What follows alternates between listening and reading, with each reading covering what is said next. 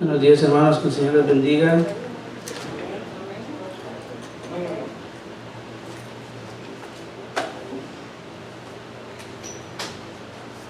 ¿Cómo están el día de ahora? ¿Bendecidos? Amén, amén, amén.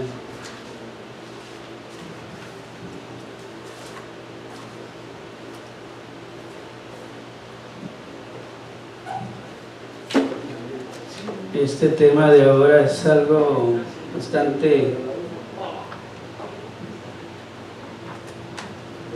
fuerte.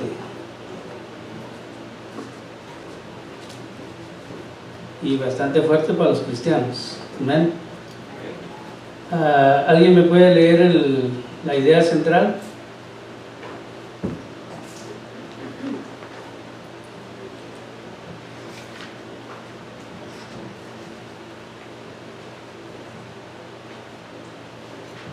Somos perdonados cuando confesamos nuestro pecado.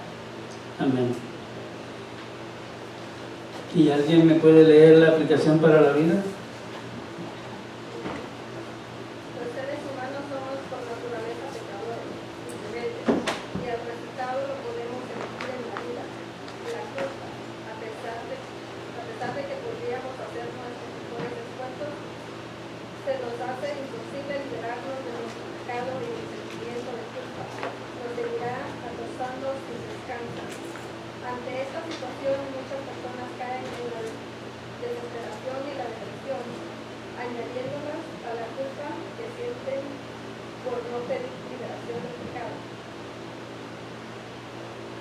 En este estado, consideran que no es posible liberarse porque lo han intentado muchas veces sin resultado.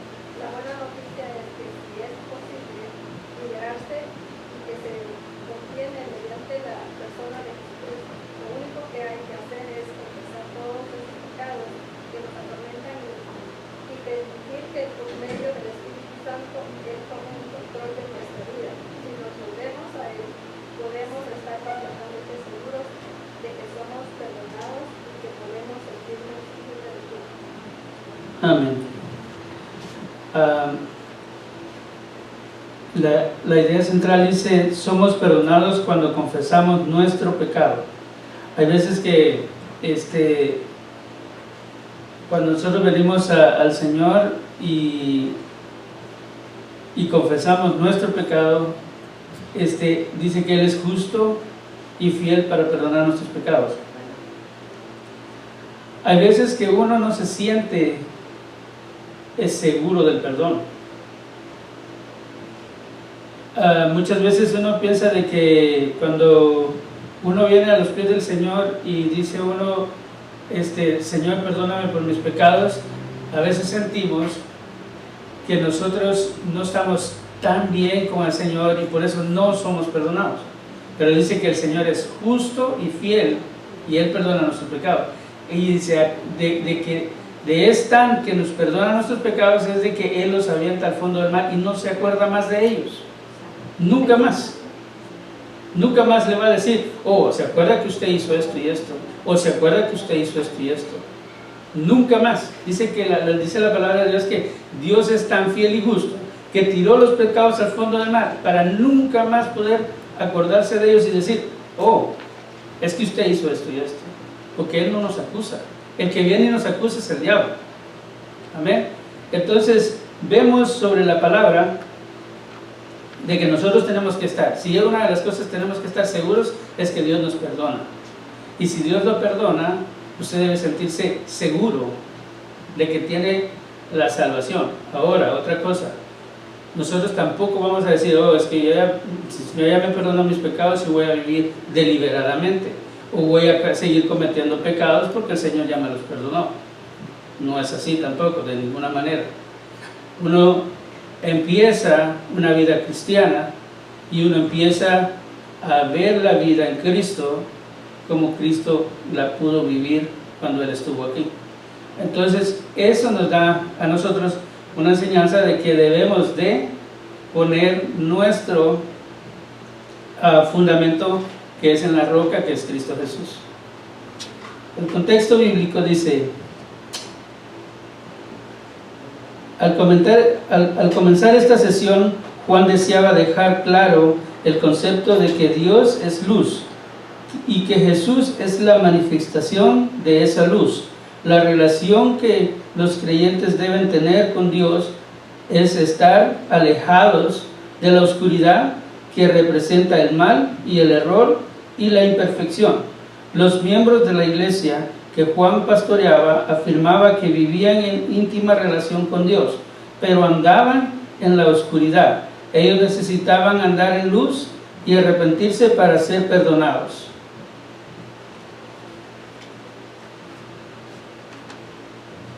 Miren lo que dice Juan, primera de Juan 1, 5 al 7. Dice: este es el mensaje que hemos oído de él y os anunciamos: Dios es luz y no hay ningunas tinieblas en él. Si decimos que tenemos comunión con él y tenemos comunión con él y andamos en tinieblas, mentimos y no practicamos la verdad. Pero si andamos en luz, como él está en luz, tenemos comunión unos con otros. Y la sangre de Jesucristo, su Hijo, nos limpia de todo pecado. Aquí es más claro. El apóstol Juan estaba refiriéndose, por ejemplo, que cuando decimos que andamos o que estamos en luz, estamos en comunión con el Señor. Pero a veces nos sentimos que somos más que otros y no practicamos lo que es el estar en la luz. Y entonces es cuando vienen que decimos que andamos en tinieblas y pensamos que andamos en la luz, cuando esto no nos da relación con el Padre, porque ¿qué tiene que ver la luz con las tinieblas? Ninguna comparación hay. Es como el que vamos a suponer que un creyente o una creyente esté enamorada de un inconverso. Dice que no pueden juntarse. ¿Por qué no pueden juntarse? Porque no tiene nada que ver la comunión de las tinieblas con la luz, en ninguna manera. Porque si ella está en luz y ella piensa de que va a traer al inconverso a la iglesia, o al revés, puede ser de que el inconverso la jale hacia afuera. Por eso dice que en la Biblia dice que no se casarán de yugos desiguales, porque nada tiene que ver las tinieblas con la luz. ¿Me entiende el punto? O sea, no hay comunión, nada que ver. Por eso, si nosotros decimos que andamos en luz, tenemos que andar en luz. Pero si andamos en tinieblas, estamos haciendo a Dios mentiroso, porque no tenemos ninguna comunión con Dios. Si nosotros aceptamos a Cristo como nuestro suficiente Salvador, pero no lo hacemos Señor, estamos también cometiendo un error. ¿Por qué estamos cometiendo un error? Es porque, en primer lugar, si estamos aceptando a Cristo como nuestro suficiente Salvador, también lo tenemos que hacer Señor, porque yo voy a hacer todas las cosas que el Señor me mandare hacer. Pero si yo hago lo que yo quiero, o sea, acepto a Cristo, pero yo voy a seguir con mi forma de vivir, con mi forma de andar, con mi forma de hablar, no tengo nada en comparación con la luz, porque sigo estando en tinieblas. Porque dice Pablo, ¿verdad? Mas ya no vivo yo, sino Cristo vive en mí. Entonces todas las obras del Espíritu es las que voy a reflejar hacia los demás. ¿Por qué los voy a reflejar? Porque Cristo ya vive en mí, la luz está en mí. Porque ese es el mandato que el Señor está diciendo que yo haga. O sea, ser imitadores de mí, decía Pablo, como yo de Cristo. Entonces, ¿qué nos llama a hacer eso? Es a ser imitadores de la verdad. Y la verdad es Cristo. ¿Por qué hablo sobre esto? Porque en realidad hay veces que nos perdemos en un momento. Creemos que estamos bien y vamos a suponer que yo estoy bien, pero allá afuera, con mi vecino o con mi hermano que está en el trabajo, yo no me llevo bien. Entonces, ¿qué razón puede tener la luz con las tinieblas? No hay comparación ahí, no hay nada que seguir, porque uno está, cuando usted va a una reunión y a usted le dicen, mire que quiero que venga con nosotros y esto y lo otro, usted puede ir a esa reunión, pero usted va a tratar de ser luz en esa reunión donde pueden haber bebidas, pueden haber de todo, pero usted decidirá si se queda cuando ya empieza el ambiente malo. Usted se puede quedar, pero la cosa es, dice que uno no se debe mezclar con las cosas que uno hace, con las cosas que ellos hacen, porque entonces nos hacemos partícipe de todas las cosas malas. Entonces nosotros tenemos que ser luz en medio de las tinieblas. Podemos ir y hacer las cosas que nosotros estamos acostumbrados a hacer, pero cuando ya hay un cierto momento nosotros nos podemos despedir del lugar. Ya cumplimos con esa persona, porque a veces nos dicen, es que el evangélico ya no viene a un party, no, sí podemos ir, pero no podemos hacer las cosas que ellos hacen. Entonces ahí es la diferencia. Ahí estamos actuando como alguien actuara que sea verdaderamente cristiano. Ahí en su libro de estudio hay alguna pregunta. ¿Alguien puede leer una pregunta que hay ahí? Pregunta 2. Ok. ¿Cómo debemos entender las imágenes de luz y oscuridad en estos versículos? No le entendí muy bien. ¿Cómo debemos entender las imágenes de luz y de oscuridad en estos versículos? Ok. Bueno, le había puesto el ejemplo, ¿no? De que si usted es un cristiano, usted no se va a mezclar con la oscuridad. O sea, simple y sencillamente a veces uno,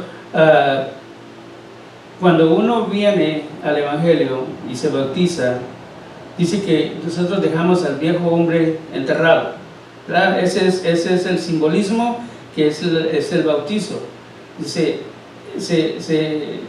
lo acuestan a uno y es uno muriendo al viejo hombre y resucitando en una nueva persona, ¿no? Es el hombre viejo pasado quedó enterrado y la nueva persona es que somos ahora en Cristo Jesús. O sea, no por nuestras obras, sino por medio de aquel que nos salvó, por medio de aquel que nos amó. En el Señor nosotros tenemos que ver de que no tenemos nada que ver con las tinieblas. Es cuando empezamos a hacer lo bueno. Empezamos a hacer lo bueno porque dice que desde que el día de que nosotros aceptamos a Cristo, se hizo fiesta en el cielo, pero nosotros fuimos sellados con la sangre. Amén. Fuimos sellados con ese poder del Espíritu Santo, el cual dice vive y mora dentro de nosotros. Entonces usted no puede ser de su cuerpo lo que usted quiera, porque le pertenece a Dios. ¿Por qué le pertenece a Dios? Porque Él murió y pagó en la cruz del Calvario la sangre preciosa por aquella alma de que Él está salvando. Usted le dio el poder, o sea, ahora el Señor lo sella a uno con el poder del Espíritu. El Espíritu de Dios vive en nosotros. Y es ahí donde estamos, en el Espíritu de Dios mora en nosotros. Nosotros tenemos que hacer buenas obras, porque el Espíritu de Dios es el que hace y redarguye a todo ser viviente.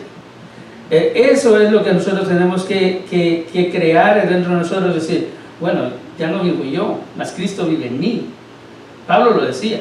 Entonces tengo que empezar a hacer actos de mi personalidad como cristiano que soy. Vamos más adelante en el comentario.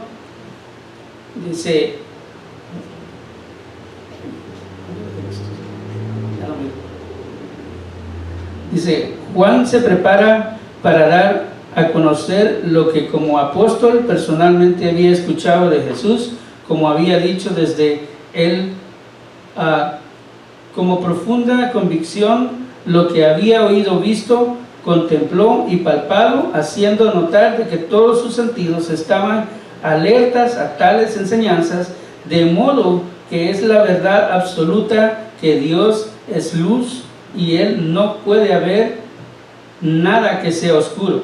Con la expresión Dios es luz, quiere detonar de que Dios es completamente santo. No existe en Él nada feo, malo o cercano al mal. Él es la perfección moral absoluta. Todos los que mantienen no tienen una relación personal con Dios. Por lógica andarán en la luz.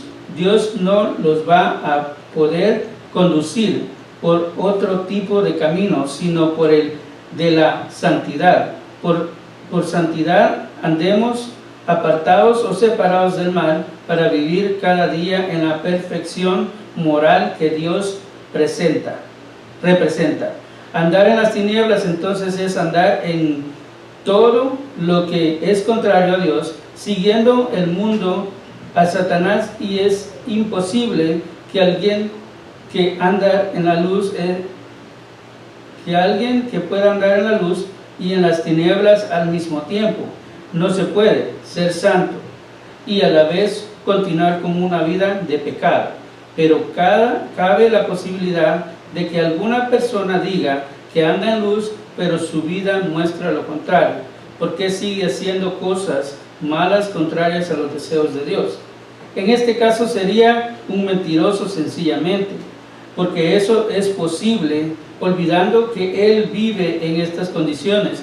No, esta es la luz. En otras palabras, no es un hijo de Dios. Al andar en luz, esto es estar en comunión con Dios. Hay evidencias que no pueden ser pasadas por alto.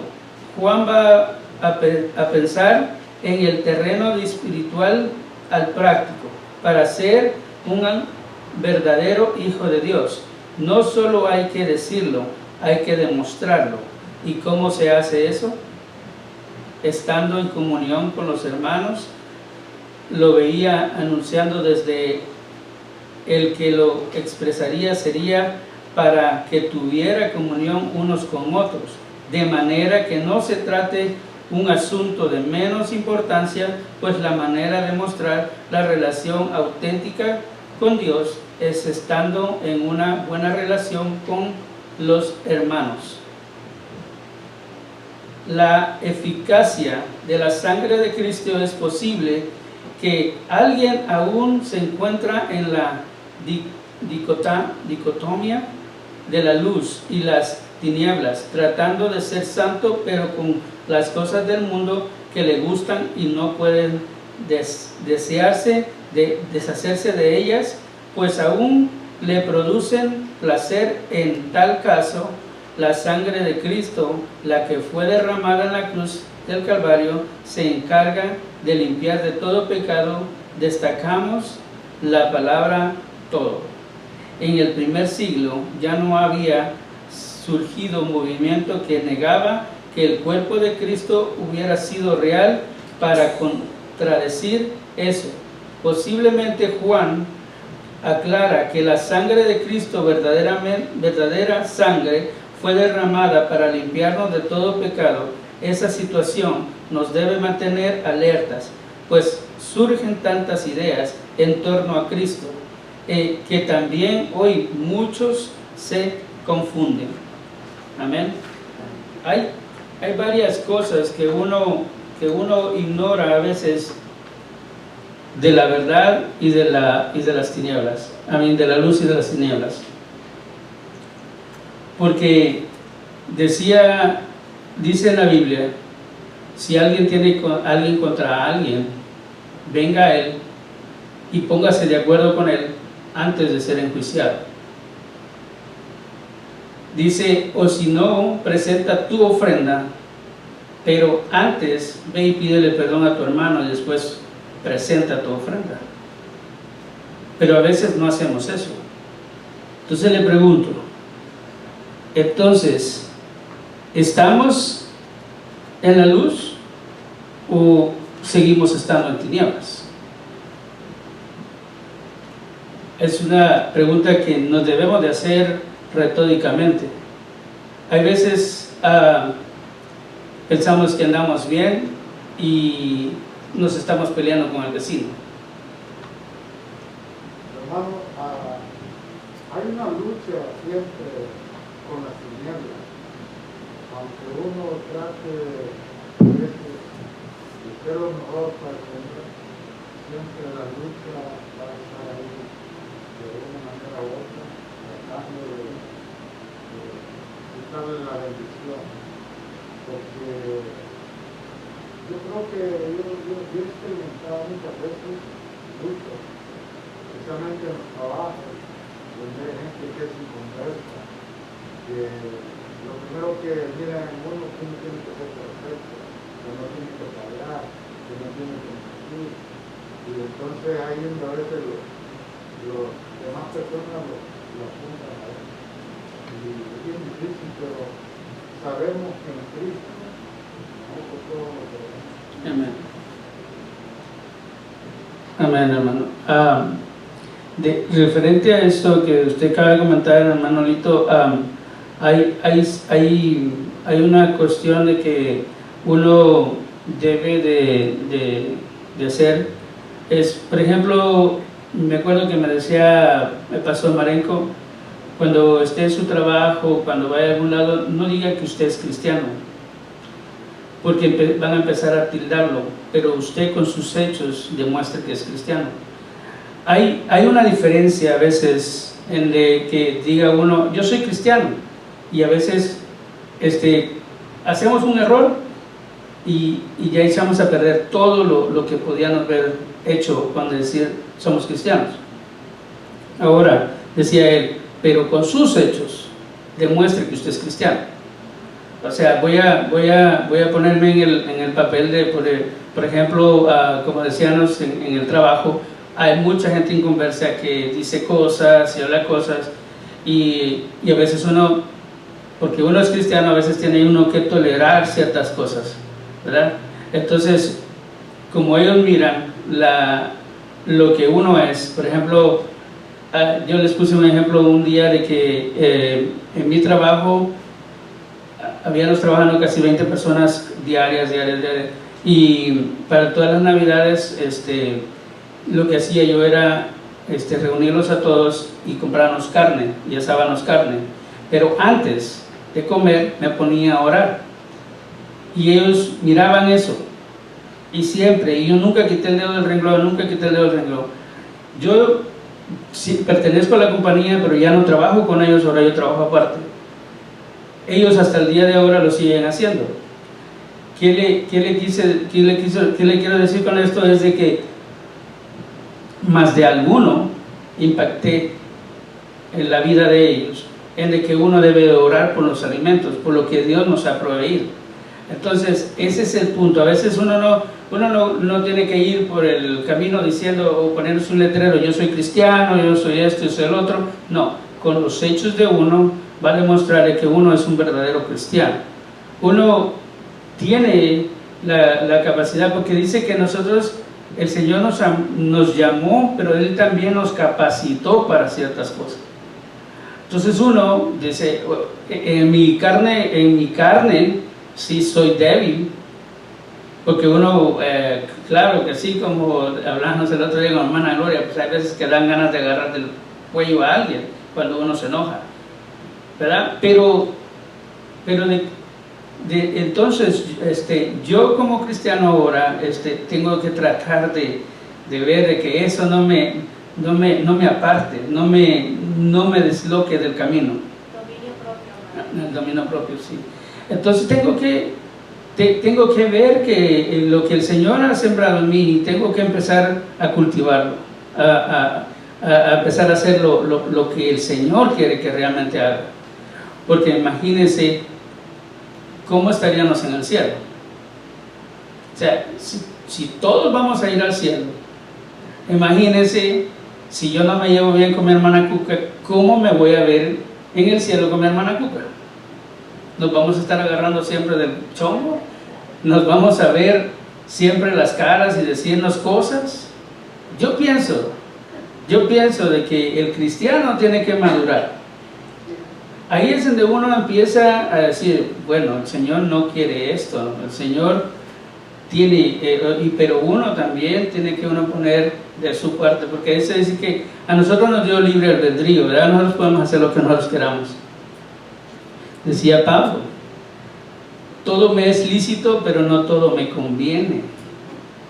O sea, yo puedo enojarme con alguien, pero no todo me conviene, porque el enojarme yo me va a amargar a mí, me voy a tragar mi veneno yo, y tal vez la otra persona va a estar bien.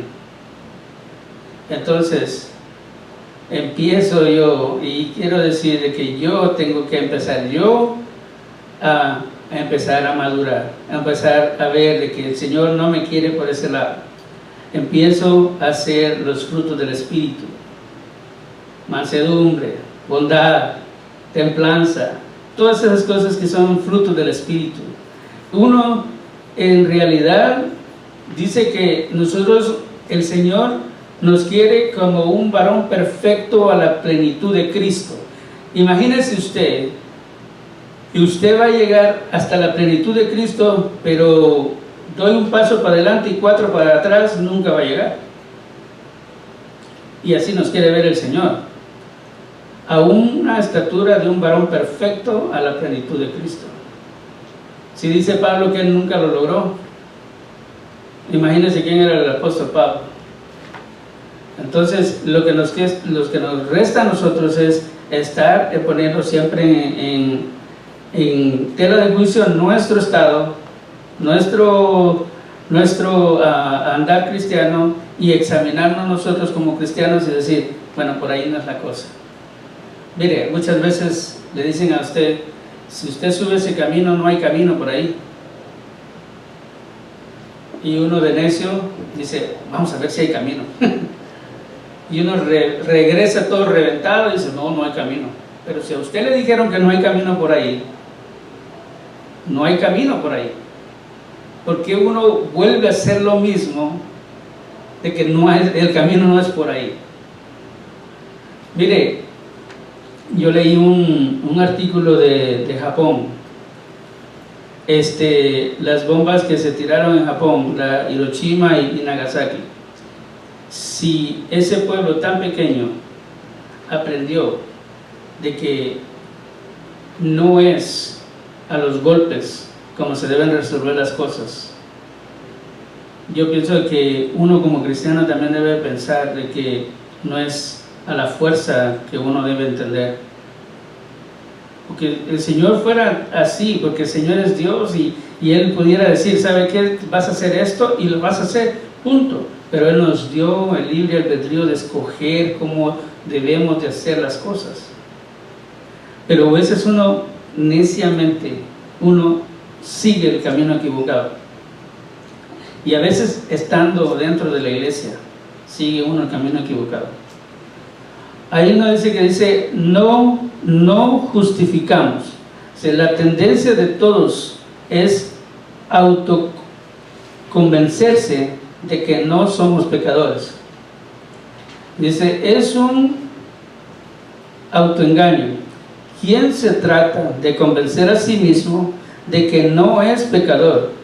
Si está mintiendo, pues en su fuera interno sabe que sí es pecador, en su yo interno. Dice, no se posee la verdad. Quien actúa de la manera descrita, creyendo que no es pecador, no tiene la verdad en su vida. Le dice primera de Juan 1, del 8 al 10, perdón. Si decimos que no tenemos pecado, nos engañamos a nosotros mismos, y la verdad no está en nosotros. Si confesamos nuestros pecados, Él es fiel y justo para perdonar nuestros pecados y limpiarnos de toda maldad. Si decimos que no hemos pecado, le hacemos a Él mentiroso y su palabra no está en nosotros. realmente nosotros sí somos pecadores, por eso estamos en una iglesia. Y realmente tenemos que confesar día a día que nosotros somos pecadores, porque Él es fiel y justo para perdonar nuestros pecados.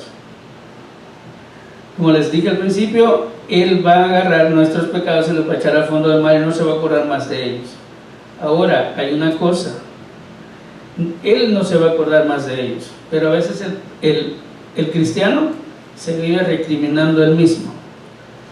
Yo no sé si le ha pasado, pero a veces es que la culpa me persigue, no, ¿cómo se llama? Y el Señor nos manda de que si nosotros confiamos en el Señor y pedimos perdón por nuestros pecados, dice, pero perdónate tú, yo ya te perdoné, perdónate tú tus pecados. ¿Por qué le digo? Porque a veces esa culpabilidad lo lleva a un mundo de oscuridad. No sé si quienes estuvieron aquí el domingo que prediqué que el perdón duele. Hay veces que las personas que realmente no perdonan tienen algo dentro de su corazón que los hace que no perdonen a la otra persona y viven en ese mundo de rencor, de oscuridad. No es que sea mala la persona, sino que están autoculpándose cuando Dios ya te perdonó. O sea, es otro tema, ¿verdad? Pero lo traigo a colación porque a veces el Señor dice, yo ya te perdoné, perdónate tú y sigue adelante, deja la carga, sigue. Y a veces no queremos porque traemos la carga y sí, Señor, te la dejamos, pero la volvemos a agarrar y nos la llevamos y volvemos a hacer lo mismo y volvemos a estar en lo mismo. Entonces somos cristianos que no estamos madurando, porque si yo le vengo y le digo, Señor, yo aquí te dejo mi carga y aquí te la voy a dejar y ya nunca más me la voy a llevar.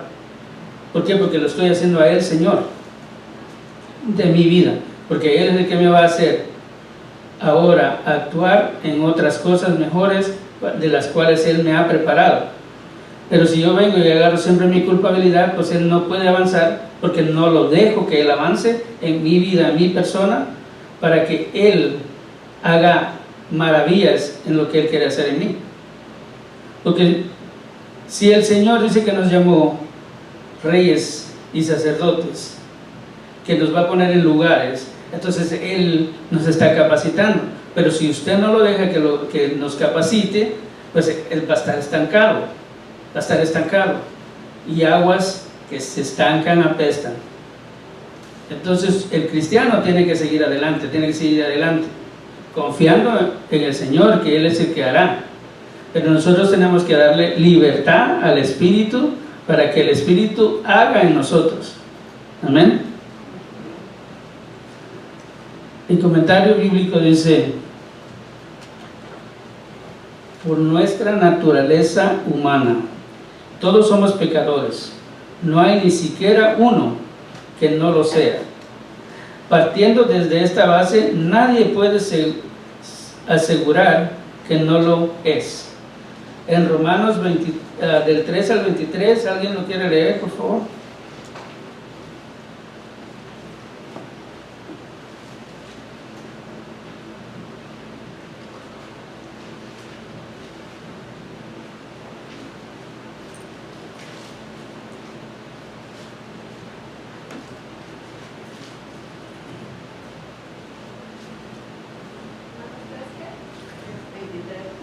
¿23? 3 al 23. 3, 23, perdón. Por cuanto todos pecaron y estaban destituidos de la gloria de Dios. Destituidos de la gloria de Dios. Sí se da cuenta lo que dice. Dice, porque todos pecaron. Entonces no hay uno solo. No hay ni uno. ¿Se acuerda cuando fue Nicodemo a ver a Jesús? Que le dijo, maestro bueno, ¿y por qué me llamas bueno si solo bueno es mi Padre que está en los cielos? y aquel que hace la voluntad de mi Padre, ¿no? Entonces el Señor estaba afirmando que no había uno solo sobre la faz de la tierra que fuera bueno. ¿Se acuerda cuando le dijo a Abraham, voy a destruir Sodoma y Gomorra? Y le dijo, porque ahí estaba Lot, y le dijo, ¿y por 50 justos no perdonarás esa tierra? Los perdonaría si los hubiera. Pero Abraham miró y sabía que no había 50 justos, y le dijo, 40 justos los perdonaría, 30 los perdonaría, hasta 10 llegó y le dijo los perdonaría, pero no había uno solo. Y le dijo, saca a Lot y a su familia de ahí. Y fue que cayó azufre, ¿verdad? Entonces, digo, es más que claro que nosotros estábamos destituidos de la gloria de Dios, pero vino Cristo a morir en la cruz del Calvario para darnos vida eterna, porque todos habíamos pecado. Ahora, no es que nosotros ya seamos santos, pero dice que nosotros nos llama santos por la sangre de Jesucristo, no porque usted sea muy bueno. No se halague, ¿verdad? Porque la verdad no somos buenos. La sangre de Jesucristo es la que nos hace buenos delante del Padre, y es la que nos va a justificar en el día de la redención. Y por cierto, el día de la redención, todos vamos a comparecer en el tribunal de Cristo. Y dice que el tribunal de Cristo, ¿se acuerda cuando dice, yo estoy a la puerta, llamo, dice, y mi galardón lo traigo en mi mano? O sea, Él trae el regalo con Él, con nosotros, para nosotros, aquellos que nosotros hicimos las cosas que Dios nos mandó. Pero imagínense que nos diga, oh sí, bueno, entra el gozo de tu Señor, pero no nos da galardón. Ahí va a ser un poquito, por eso es el tribunal de Cristo, nos va a regañar. No vaya a creer que se va a ir. O no, sí pasa en el gozo de tu Señor, nada más. Nos va a regañar. Porque tengo en contra de ti, va a decir después, ¿no? Y yo no quiero ser juzgado por Cristo. Aparte de que Él traiga galardón, me voy a sentir dichoso porque voy a estar en la presencia de Dios, porque voy a ver al Señor. Pero mi galardón, o sea, me va a dar un regalo. Y dice que en el tiempo ese también nos va a dar una piedrita con un nombre nuevo que nadie conoce. No sé cómo me voy a llamar en el cielo, pero una piedrita blanca. Dice que trae un nombre nuevo. Ya no me voy a llamar más Rafael. Un nombre nuevo. Y le digo cuando me pongo a fantasear, cuando escucho, cuando leo la palabra y me pongo a fantasear, ¿cómo será ese tiempo? Me da gozo. Porque digo, este cuerpo ya no va a tener dolencia, ya no va a sufrir más por alguna cosa, o ya no va a sufrir más, ya no va a tener dolor. Y que me den un nombre nuevo. ¿Para? Lo mejor que va a ser inmortal. Inmortal, lo mejor. Sí, porque ya no van a tener uno dolor, no van a tener nada. Qué precioso ese cuerpo glorificado que el Señor nos va a dar. Y ese nombre nuevo, un nombre nuevo, no sabemos cómo nos vamos a llamar, pero el Señor en su tiempo nos lo dirá, y Él se va a glorificar. Dice que con nosotros, por el tiempo de que cuando nos miremos cara a cara, y ahí usted va a tener la oportunidad de decirle, Señor, ¿y qué era esto? ¿Y qué era el otro? A veces uno no conoce ciertas cosas que solo Dios en su sola potestad sabe y conoce, y cosas que uno piensa qué pudo haber pasado, qué fue eso, usted le va a poder preguntar al Señor ahí. Me imagino que Él se la va a contestar, y si Él quiere, y si no, pues ni modo, ¿verdad? No más le va a decir como Pablo, que le quitara el aguijón de su carne, y le dijo, no, solo bástate mi gracia. No le explicó por qué, solo le dijo, bástate mi gracia. Seguimos.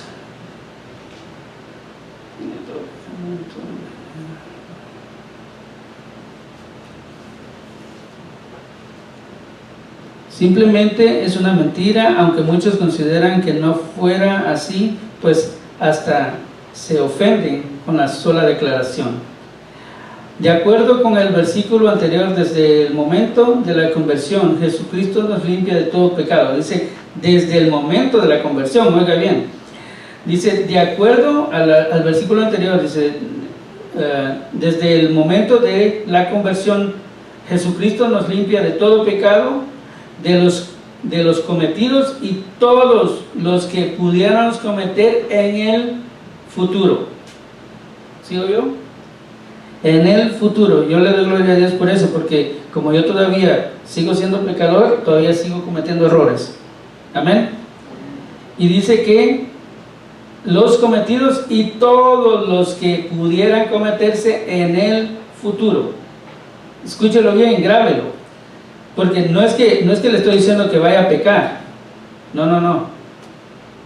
Simple y sencillamente vamos a pecar todavía en ciertas cosas. Tenemos este cuerpo mortal, este cuerpo que todavía se ofende, todavía, como dijera mi pastor, la chuletita hace cosas. Entonces, pero dice que en el futuro, ¿verdad? Ya hemos sido aceptados por Dios. Lo que se requiere ahora es que seamos sinceros con Dios en confesarle todas nuestras faltas, incluso aquellas que no nos gustan. De esa manera estaremos manteniendo el camino de comunicación sin obstáculos. También hay que considerar de que de todos modos, a Dios no le podemos ocultar nada, pues lo sabe todo de cada uno de nosotros. Si usted no quiere confesar su pecado, si usted en la intimidad con el Señor no le quiere decir que le ofendió tal cosa, o que no quiere reconocer una cosa, a Dios no le podemos engañar, porque Dios todo lo conoce. Él conoce su vida. Dice que Él conoce hasta el último cabello que usted tiene, y cuando se le cae de noche, fíjese de lo inmenso que es el Señor, de lo grande que es, que Él tiene cuidado de cada cabello de su cabeza. Así como dice que Él también sabe cuántas arenas hay en el mar y cuántas estrellas hay en el infinito, y a todas llama por su nombre. Imagínense qué glorioso. Entonces, si Él tiene cuidado de todas esas cosas, ¿cómo no va a tener cuidado de nosotros? Pero nosotros tenemos que confesarnos con el Señor. Amén. Este versículo comienza con una condición, con un sin condicional, pues hay de los que nunca confiesan sus faltas, porque no se atreven o prefieren no comprometerse con lo que consideran que no podrán cumplir, o simplemente Dios les es indiferente. La fidelidad, la justicia de Dios deben estar seguros de que si confesamos, Él nos limpiará de eso, a pesar de lo grave que sea ese pecado. Escúchelo bien. Dice, este versículo comienza con un sí condicional, pues hay de los que nunca confiesan sus faltas, porque no se atreven o prefieren no comprometerse con lo que consideran que no podrían cumplir, o simplemente Dios les es indiferente. La fidelidad y la justicia de Dios deben hacernos estar seguros de que si confesamos, Él nos limpiará de eso, a pesar de lo grave que sea ese pecado. Porque es una promesa suya, además inclusiva. No hay nada que Dios no pueda y no quiera limpiar.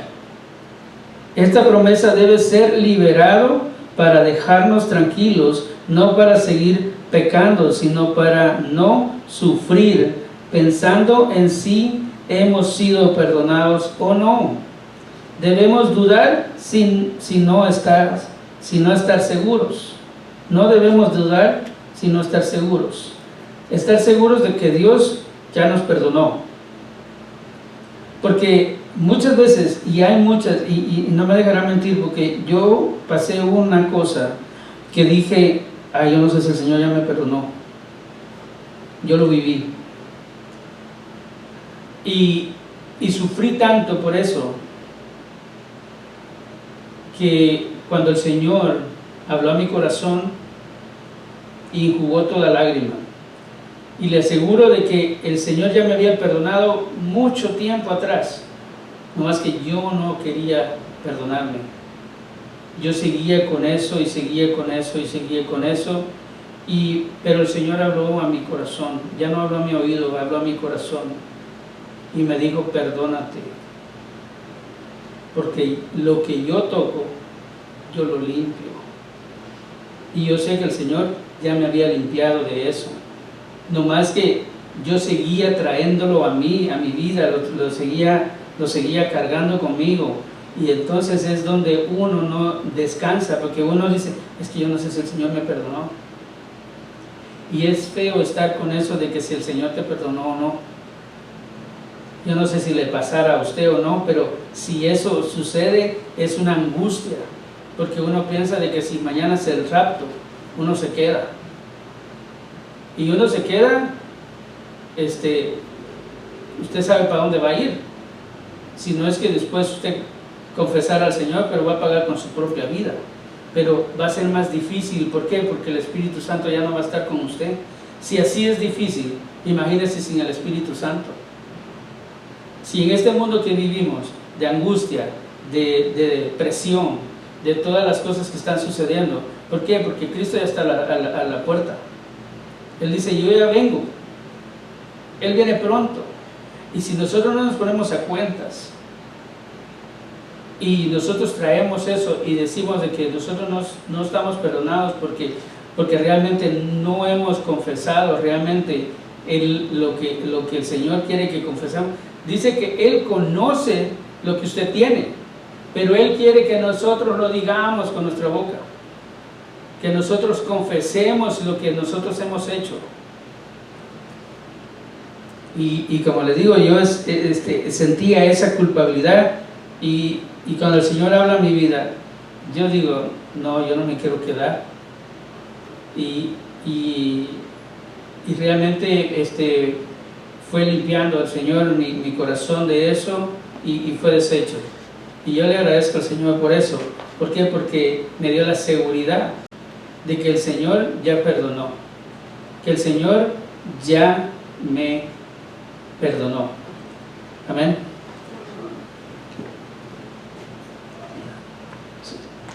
Negar la realidad del pecado es una herejía que parece que Juan está tratando de refutar y que se había hecho popular entre los creyentes.